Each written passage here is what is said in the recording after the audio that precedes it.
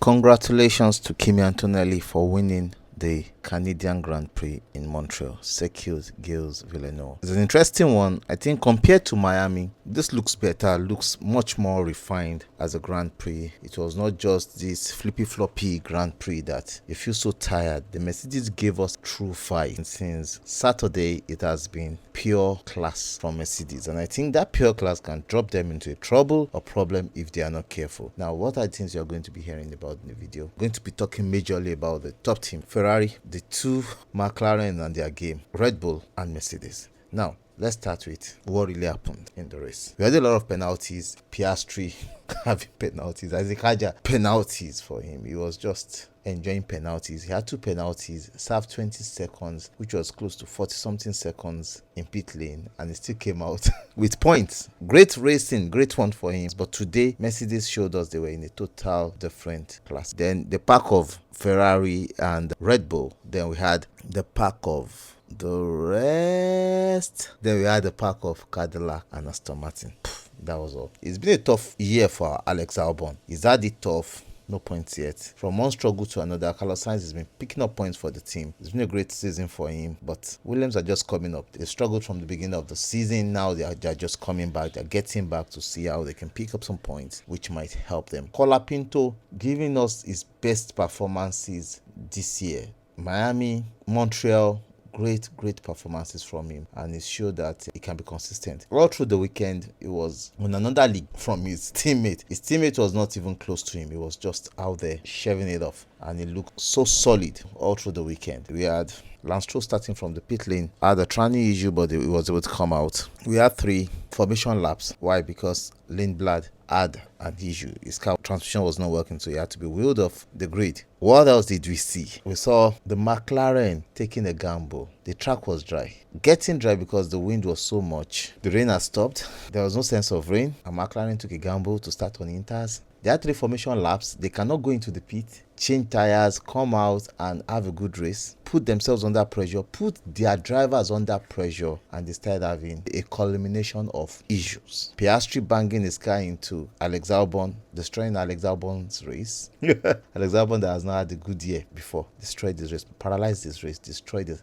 You know, they are going to spend money. I don't know who's going to take care of it, but they should go to McLaren and tell them, you guys are put us in a difficult situation. Oh yeah, give us money to go and repair that car. Lando Norris getting out of the race because he has pushed the car too much. Unfortunately, I think the engine or the transmission just shut off. We had the Mercedes fight, but unfortunately, George Russell could not finish the race. He had the transmission or something shut off, but that was due to the aggressiveness or the aggressive way in which he was driving the car, defending from his teammate. He made a lot of mistakes, locked up so many times, drove the car over curbs, and I think that was where the turning point was. Driving over curbs, lost the transmission fluid or something happened to the transmission, and that was the end of the race for him. He destroyed his own race. Bam! You know, he took his own race on his head and he slammed it on the ground. Bam! And destroyed it. Alonso, vibration from the seat or from the chair, felt uncomfortable. He retired. Lance Stroll was able to finish the race, but I think it was 1 lap down. A lot of teams today were lapped. If not for the VSC that came up like 3 or 4 times, some teams will be lapped 4 times. But we saw how this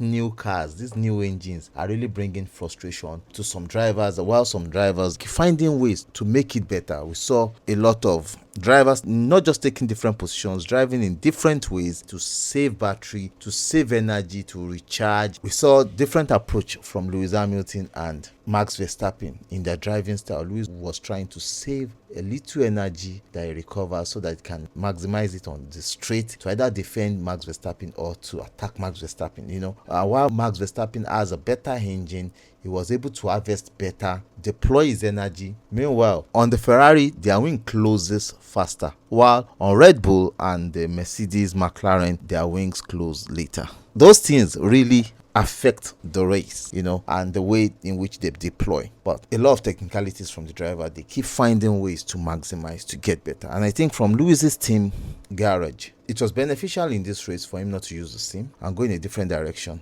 But in the next race in Monaco, will it be beneficial? Going to the next race in Barcelona and in Austria, will that help them? I'm talking about Austria. The Ferrari team are already telling us that they are having their engine, a new engine for the car for Austria. Better engine, probably an upgraded engine. Probably they are using their hardware in Austria, which is race 8 instead of going to race 10. So they might have brought it forward, which might help them. But I think with the pace in which they are now, without upgrades, they're finding a way. Lewis Hamilton, I think, this week has proven himself as a 7-time world champion that has so much to give, to look for ways to maximize the performance of that car. It's crazy. Qualifying in the race, and I think he did a good job. We saw that Isaac Hadjar and Max Verstappen were on two different pace relatively. I think their setup changed. Max Verstappen from Saturday's sprint race and the main qualifying was totally different from today, though he had a better performance during the qualifying than the sprint race, and I think that would have amplified and that has spread across some part of his performance in the main race today. I think the setup was majorly for him to be able to perform well today, not for qualifying, and that did work well for him because he really gave the Ferrari a run for their money. Yeah, a real run for their money. With George Russell out with PU, Lando Norris, Trani, Sergio Perez out with suspension issue. The suspension just snapped off, just broke like bah. He felt it, he was trying to get into the pit lane and he just snapped off and broke right there. I don't know, I don't understand the kind of carbon fiber that Cadillac are using, but I think we've seen that on Ferraris. I think 2 or 3 years ago, was it 3 years ago? I think about 4 or 5 years ago with Sebastian Vettel. They need to refine the products, they need to look at what they are using and how they can maximize. Now for Cadillac, for them to improve, because at the rate in which Aston Martin is improving, if Cadillac are not doing anything to improve the team and the car, it's going to be a washed season for them, though they will learn, but would that help them next year in which they need to do more? I think it's imperative that the teams also should agree, even more than 60-40 next year. 80-20 is the best to go next year. Now the teams, they have a year to understand, yeah, they are going to go beyond the budget cap. FIA F1 should open it up for the budget cap so that they can spend money, and their learnings this year, they can come up with better engines. They are in it already. It reduces the stress of hardware. When you release money for technology, they have sponsors, get money, create or make new engines, better engines that can give more performance at 70-80%, then the battery does the rest. So now they can use much of the PU power and deliver more performances for us, which we want to see. Now let's go to the main thing. What were McLaren thinking when they went out intermediate tires to start the race? Get the intermediate tires out to slick, then pit, then come back. It won't work because the track was dry. Everybody felt it was dry. Now you went out on intermediate. After the first lap, you now remember that even the slowest car, Cadillac, would overtake you because you are using intermediate tires. Then you now thought about it. Let's go back to the pit. Your first driver, Oscar Piastri, quickly went into the pit, came out last. Lando Norris went to the pit, came out 14th. They started forcing themselves, pushing, but it was too late. They made a lot of mistakes and that destroyed their race. They had good races yesterday, but coming out today, they came out worse. Qualifying, they had good qualifying and they came out worse at the end of the day because the strategy they chose was the wrong strategy. And I think now, as a champion in which the McLaren team was and Lando Norris, they should be able to come out and hold their head up and say, yeah, we messed up, and how can we get this done better? How can we do this better? It goes down to they trusting themselves. Number one, trusting the drivers. Number two, trusting the process and believing that there is much work to do. You can't make such mistakes at that level. For McLaren, at that level, it is annoying even for the team. And putting all your energy, all the upgrades you've brought in Miami, the upgrades you've brought in Canada, ruining the opportunity to gain points.